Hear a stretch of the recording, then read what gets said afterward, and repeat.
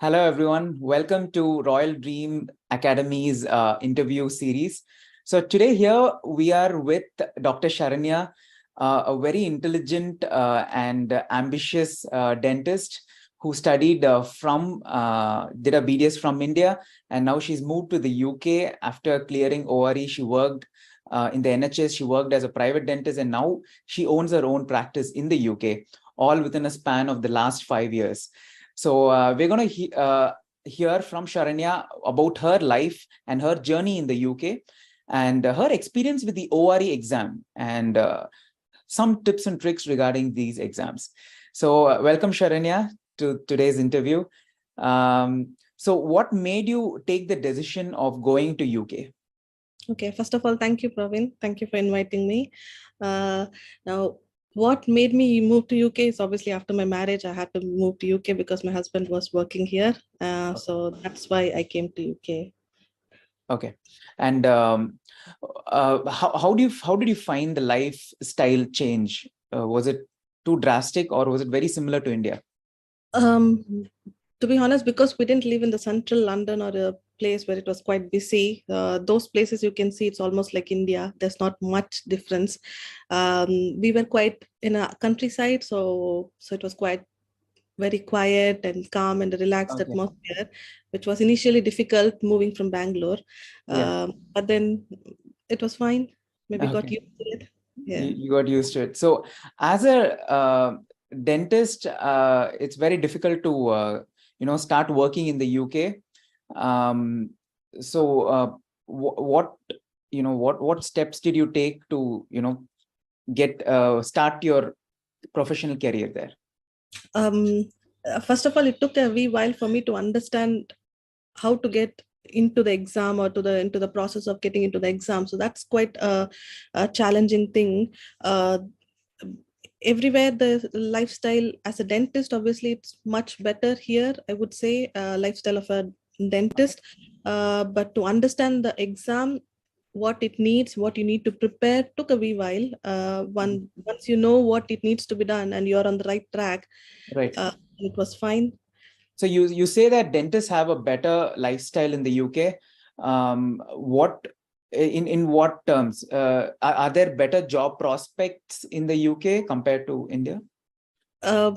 Yes, the job prospect, obviously there's demand always there. There's no less in the demand, and the pay wise also it's better pay compared to obviously in India. And you as a private dentist, you'll have more flexibility of what you want to do.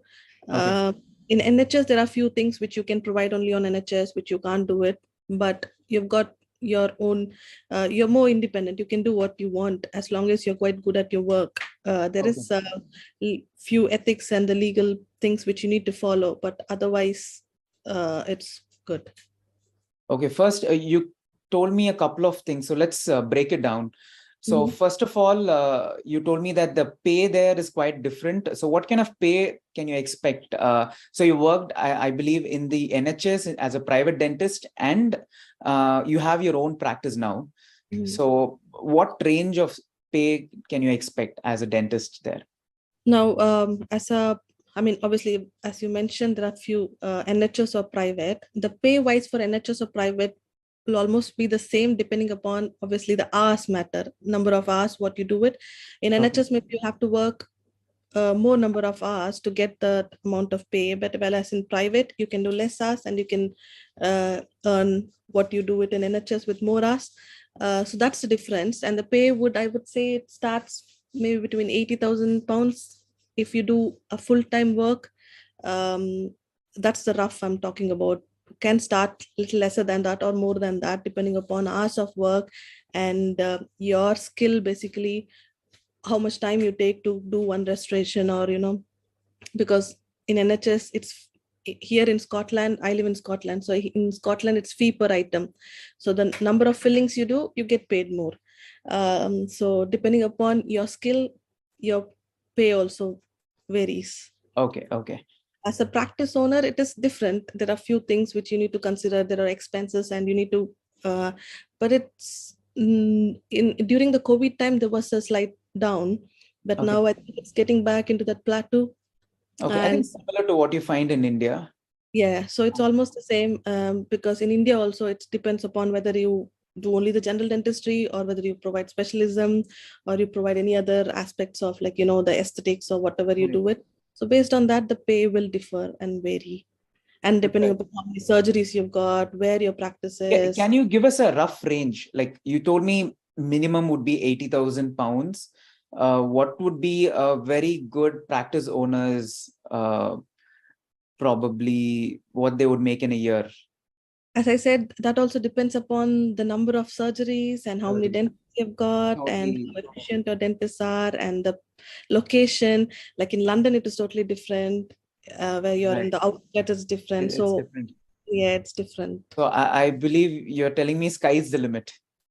It starts from 80,000 pounds and sky's the limit. So guys, here at and I also believe that at the present moment, UK has a severe shortage of dentists, and they are looking for more dentists, especially with the NHS. Right? Is that right? What I'm Uh, saying? Especially the NHS dentists are quite shortage. Yeah. So they are looking for more dentists. Unfortunately, for an overseas dentist like us, we just have to come through the exam route Right. and the limited seats, which makes it quite difficult for us. Right. But they are definitely in shortage of dentists. Right. Um. Okay. And you've told me that that the pay is better. What about the the job prospects in the near future? So right now the pay is good, a lot of job offers. How do you see it 5 years from now? Do you still think UK will have a pretty good demand for dentists, or what is your take on it?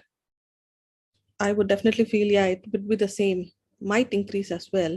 It It would might still be increase. the same. Yeah, it definitely not gonna go less Oh, for that's sure. amazing. That's amazing.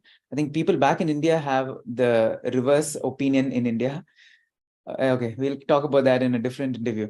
All right, now let's speak about the different routes, or how do you exactly start practicing in the UK, if you are from India?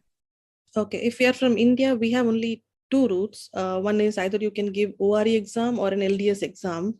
Okay, There are other ones also, which I'm not particularly sure because that's not been quite like temporary registration and things like that, which you can find it on the website. But that's only for given the period of a 5 years visa, and that's only for some specialisms. But I think they've stopped doing that. Now the only way to practice as a general dentist in UK is either you have to give ORE exam or LDS exam. ORE is the Overseas Registration Exam, which is conducted by GDC. LDS is the license in dental surgery, which is done by the RCS, the Royal College of Surgeon. okay. Those are the only two ways. Now, so for people who obviously are not married and they don't have a couple who have a stable job, if they want to come with a temporary job solution sort of a thing and then prepare for the ORE there, do you have any suggestions? No, recently, because there's quite shortage of the dentist, so there is a dental hygienist route and a dental therapist, which you can, but I don't know about the process. How do you get those Okay. Okay. visas? But I've seen quite few people All right. entering here as a dental therapist or a hygienist, All right. or they start as a dental nurse also. And Okay. once they are in UK, and then they start preparing for the exams, and so they get to know about how it is, how dentistry works in UK. Okay. So All right. that's So the route which is there: the dental therapist and hygienist. therapist and hygienist. Okay, let's see if I can get more info on that. Anyway, so let's come talk about ORE and LDS. What are the eligibility or the entrance requirements for these exams? What do I need to have for me to apply for these two exams? So our bachelor degree. So we need to have a BDS degree, and I think we should have at least 2 years of experience, or I think, or 1,600 hours of clinical work, which you should have done. Okay, 6,000 hours. Apply 1,600 1,600. Okay. hours of clinical work, which you need to prove them that you've done that before applying for the Okay. exam. Not for the Okay. exam, getting to the registration itself to get into the list, basically. Those are the main, and the English criteria. either the IELTS exam, or you have to, you can get a NARIC certificate, which shows that your medium of instruction was in English, Okay. which you can get it from the NARIC website. So those are the few things which you should have. Okay, so you need degree certificate, you need an IELTS certificate, or you need ADEC certificate. NARIC, NARIC. NARIC certificate to tell that you have English proficiency. Yeah. That, okay. Yeah. And 2 years of dental experience or 1600 hours of work experience. Yeah. So you get more details on the GDC website, because you need to provide two reference, the clinical reference, and you have to provide the statement of comparability, which shows that your degree, the BDS degree, what we have done, is almost the same as what they do it here, basically. Okay. So they've given you a list of documents which needs to be submitted, like your transcripts, your degree certificates, and everything. So once you get into the GDC website, what are those certificates? I understand there's degree certificates and also transcript of your marks sheet, is it? Yeah. Okay. So all those things, you get it on the website. If you get into the website, they've given a clear list of documents what you need. There is a list of certificates you need to get ready before you apply. So once you register online, then they send you the application form with list of documents needed. Okay. So when you say apply, is it when you pay the fees? No. It's just online registration, basically, with the GDC in the GDC website.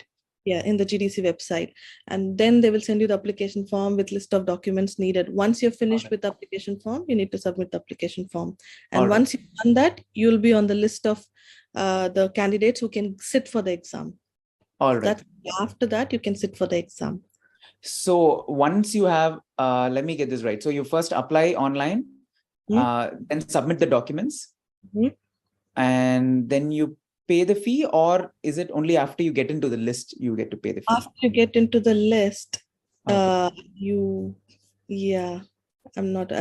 just before the exam, I mean, you have to pay when you... Once you're into the list. So once you will be in a waiting list, is it, for the exam?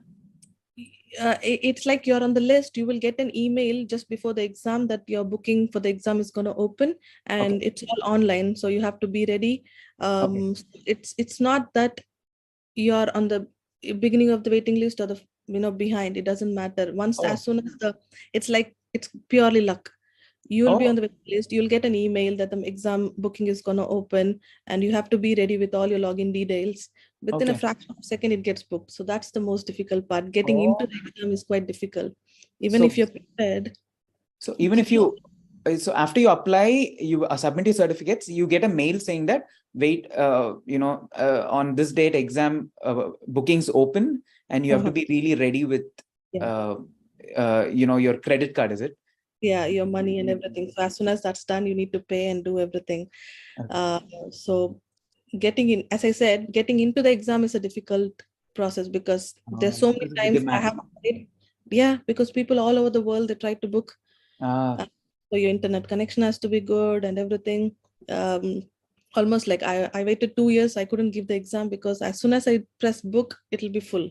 Oh my goodness. It's just crazy. Not even a fraction of seconds, less than fraction of seconds, it gets booked. So I didn't expect, I thought it's just go book online and then you go give exam, but no, it's not that easy. Yeah. Okay, that's crazy. Sharanya, we'll just pause this for a second. So Sharanya, you told me that it's very difficult to book for the ORE exam. How did you manage to do this after 2 years? Did you have any special algorithm, or did you have some AI to hack into the system and do it? How do you do this? It was purely trial and error, I would say. It would sound funny actually, but I kept all my windows open, doors open, thinking that this would be better, and actually it worked. I don't know. Yes, it just got I got the booking and I was like, I didn't expect. And that was after my second son was born. So I didn't get much time to prepare for the exam. I thought, so it'll not get booked. I'll have more time. But I got the booking and I had to start preparing CT2. I think God happened with part 2 also. Oh, the same thing happened with part 2. I didn't have much time. As soon as I gave my part 1, so April, I had my part 1, and we had September, the part 2. The same thing I tried in the July. I thought, okay, I cleared, but anyways, if it doesn't get booked, I'll have more time to prepare for part two. So, but I tried windows open, doors open, and I got the booking, and I was not prepared. And then I started doing all the courses and everything just to get into the exam. Okay, so I think the audience would have heard the most important trick to get it booked. Keep your windows and doors opened. Yeah, it might not work, but might work also. Okay, so I agree. So you told me there are two parts, part 1 and part 2 for Yeah. ORE. So you have to apply separately for them. Yes, I mean, once you just apply once to the GDC, and as soon as you apply to the GDC, you're on the waiting list. And I mean, you're on the list, and as soon as the booking is gonna open, you'll get an email. And if you've finished your part 1, but you book for the part 1, you've given the exams. If you've cleared, you'll be on the waiting list automatically for the part 2. Oh, so again, just before the bookings open for the part 2, you'll get an email again, and so you should be prepared again to book for the part 2. Okay, it's a pretty long process. So after part 1, how many months time do you have to prepare for part 2? So as I said, you should start the preparation as soon as you apply with the GDC, because you will not have much time. Like as I said, I told you that I didn't have much time. I was not prepared. I had prepared 3 previously. months, is it, after part 1? Yeah, so April was the part 1. You get the result in 30 days, within 30 days or something. Okay. Bookings again open in June. Yeah, so you don't get much time between your results and your second part booking. And the June, and then you just have July and August, 2 months for the part 2. Okay. So you don't have much time to prepare in case if you get placed, because getting into the exam, I mean, getting a place is quite difficult. And if you get a place, don't miss a chance, I would say. Okay. Because if you miss a chance, then again, the whole process, and it's quite a stressful process. Quite tedious, yeah. No, so for part 1, what can you expect? What does a part 1 look like? Now, as I told you, there are 2 different parts, ORE and LDS. So there's another good trick is I've seen few people applying for both the exams. So they get a place for ORE. I mean, they apply for both. So whatever you get it, like if you get to pass ORE first, you can go for ORE part 2. But if you don't, at least you have LDS. So some people, they have passed both ORE and LDS, and they apply for both part 2 also, because anyone can work. So that's something you can try. But the downside is obviously you have the expenses. The part how much do they cost? The part 1, the fees is between 800 to 900 pounds. Okay. For both ORE and LDS, and for part 2, around 2,500 to 3,000 pounds. Just the exam fees. Just the exam. Okay. So it's quite an expensive exam. That is pretty expensive, yeah. Yeah, that's an expensive exam. So the ORE and the LDS both are almost the same. So you have part A and part B for the ORE part 1 or LDS part 1. And it's mostly all your, the dental sciences, you have all physiology, anatomy, and the basic sciences. It'll be MCQs and EMQs. So MCQs is like, obviously you have the 4 options or 5 options, and you have to choose the single best option answer. Yeah. And the EMQs are the extended matching questions, where you'll have like just a single question, but you'll have multiple elaborated, and you have to choose from them. It doesn't have to be just a single answer. It could be 2 or 3 or 4. All 4 can match, go according to the question, whatever they asked for. So it's just MCQs. So it'll be MCQs as well. So in part 1, you'll have part A and part B, and the part A will cover all those basic things, and the part B will cover all the clinical aspects, basically. Previously, it was more theoretical, or just the factual based of questions were also there, but I think now the trend is changing. It's more of the clinical application, basically application in dentistry. So you need to understand the application of not just understanding the factual aspects. Right. Previously, they used to say the ORE is more of factual, less of clinical, and LDS was more clinical. But I think now it's almost changing. Both are almost the same. So it's that both application. Part A and part B is a 2-hour exam or a 3-hour exam? How? So ORE happens in 2 days. Two separate days. So you have part A 3 hours and part B 3 hours. So it happens in 2 separate days. But LDS happens on the same day, 6 hours. So in between you'll have an hour gap. So it's not a single day you'll have. Is it online or you have to go to a No, center? you have to go to the You have to go center. to center. Okay. I think even in India, we have some centers for part 1, I think. Is it? Oh, No, that's we don't. nice. I thought we did. I don't think so. Okay, let me find out. So is it, it's only in the UK? I'm not sure. I mean, as far as I know, I think it was only in the UK. Okay. I'm not sure. Maybe I have to find out. Yeah. Okay. And part 2, I'm pretty sure it's only in the UK. So tell me about part 2. Okay, now coming to part 2, because I gave ORE, so I know much in detail about ORE. I don't know about LDS, but I've heard both are almost the same. So you have 4 different components in part 2. Okay. One is the DTP, it's diagnosis and treatment planning. So what is diagnosis? So I'll just tell you what are the 4 things first. DTP, diagnosis and treatment planning. Then you have OSCEs, and where you have different sessions. And then you have your mannequin session, your dental mannequin. That's the practical aspect. You do some restoration or any preparation. And the 4th one is the medical emergency. Okay. So those are the 4 parts. And what do you mean by DTP's diagnosis and treatment planning is you will have a patient. It's like you'll have a patient. I mean, not a real patient, but just for the exam. So how you'll have in a clinical scenario, you have to face a person. He'll come with a particular complaint and with so and his presentation and everything. So you need to take a detailed medical history, dental history, whatever we do, and then you have to come to a diagnosis. They will provide you with different radiographs, study models, photographs related to the case. So you have to come to the diagnosis and you have to plan a treatment for the patient. Okay. And what are the investigations you have to do. Okay. So in general, like how you treat a patient, if a patient comes to your clinic, how you'll deal with them, you'll have to deal with this person. Okay. That's the first one. So this is like a viva. I mean, you will have a patient there, so you'll talk to the patient and you will ask whatever questions that real patient. Okay. Real patient. So in a real patient in the real chair, and you'll have the first time, I mean, as soon as you see, you take the detailed history. So they will see how you do the history, whether you cover each and every point, and you come with the history itself, you would come to a little bit of like, okay, what all further investigations which I have to do. So in the next part, you'll write what all investigations you have to do. And once that part is done, you will be provided with the study models, radiographs, photographs. Looking at that, you have to now come to a diagnosis and plan a treatment for the patient. And at the end, again, the patient will come back. So in between, you'll have a time for yourself to prepare all those things. And then the patient will come back and you'll discuss the diagnosis and the treatment plan with the patient. Okay. So this is not only one patient, just one patient. Just one patient, but in depth you have to cover everything. So they'll not have a single complaint. They might have something else, like they might come with toothache, but they might have some teeth wear or anything, which you have to cover everything. So basically, like how you treat a patient as a whole. So that's the first part. Interesting. We'll just take a short break. That's fine.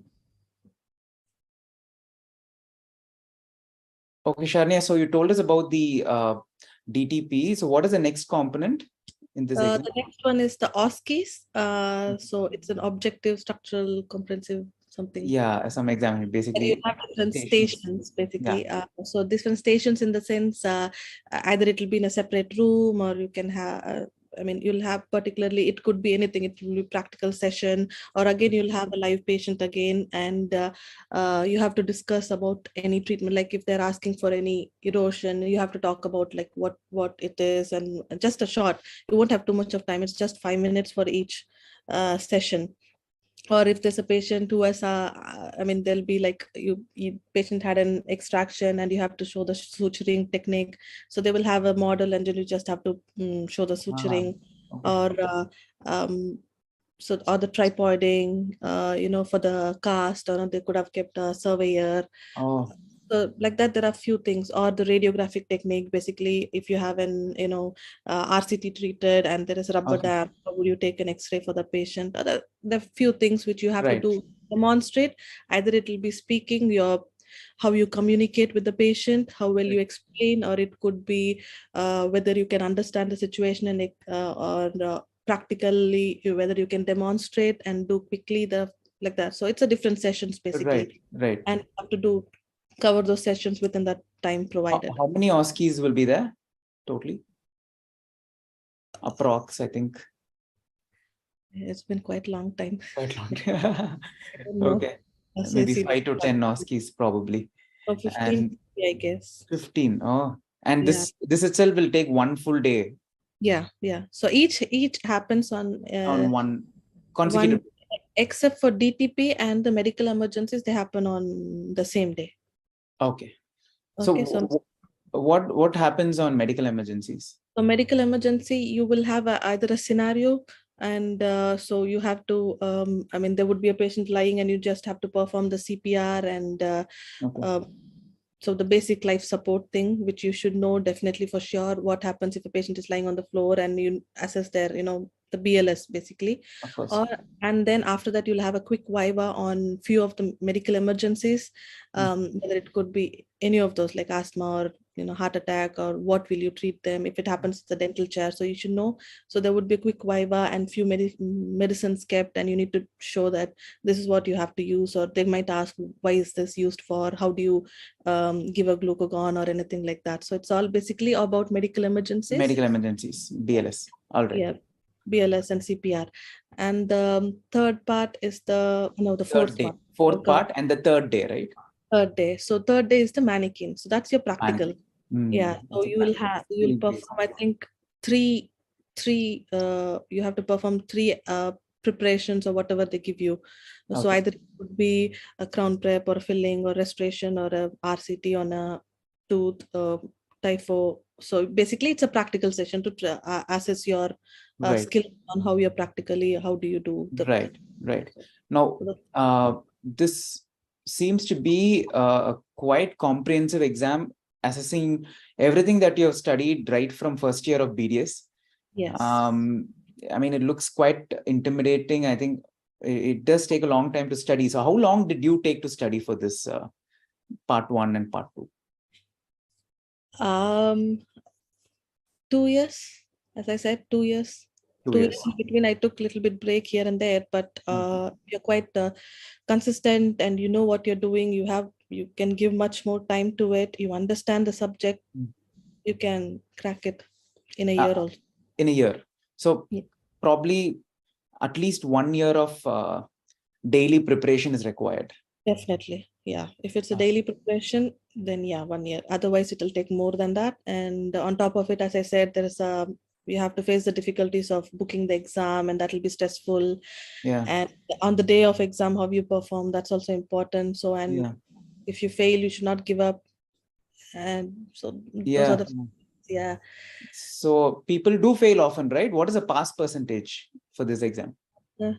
As far as what I have heard, the part 1 is between 55 to 75%. And for the part 2, they say it's 25 to 65%. So obviously, because if you fail in one of the component also, you have to give the whole. So all 4 you have to separately pass. Pass, yes. So there's no yeah, all 4. Okay. Got it. So quite interesting. So I learned a lot about ORE, today from you. It's all a lot of new information for me. So we will probably break this down into further components, and we'll try to see if you're free in the future, we can talk about each component more in detail. We'll see if our audience want to know more about ORE, we probably can do separate sessions on different components. So we'll see how it goes. Sure. I'm happy to help. Yeah. So thank you so much for your information. I think this helps a lot of BDS graduates in India who is looking to move to the UK. So thank you, Sharanya, for opening a lot of ideas and sharing your ideas and opening possibilities for many Indians. Praveen, thank you for inviting. And obviously, what I've gone through, I don't want others to go through. I'm not quite good at talking or explaining, but I can just help them, obviously, which I didn't know at the time when I was preparing. It took a lot of effort for me to do a research and understand how the exam is going to be, what it's going to be involved. So I'm happy to help. And thank you. Thank you for... Great, Sharanya. Thank you so much for being on the show. Have a nice day. And we'll meet again soon in another interview. Yeah, sure. Bye. Thanks. Take care. Bye. Bye.